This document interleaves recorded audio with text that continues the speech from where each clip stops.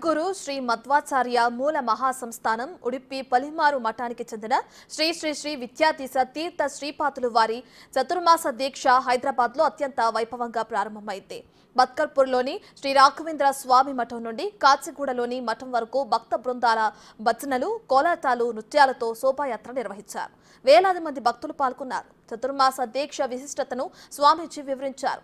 ధర్మ పరిరక్షణకు ప్రజలు కట్టుబడి ఉండాలని, సమాజంలో పెరిగిన అహింస, శత్రుత్వం, అక్రమాలు, అసత్యాలను రూపుమాపడానికి కృషి చేయాలని సూచించారు. పేద బడుగు వర్గాలకు సాయం చేయడమే భగవత్ సేవ అని స్వామీజీ తెలిపారు. సెప్టెంబర్ 18 వరకు చతుర్మాస దీక్ష సాగుతుంది.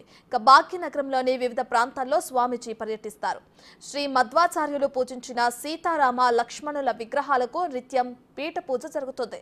రాజు సరైన వారుంటే సర్వతోముఖాభివృద్ధి సాధ్యమవుతుందని అన్నారు.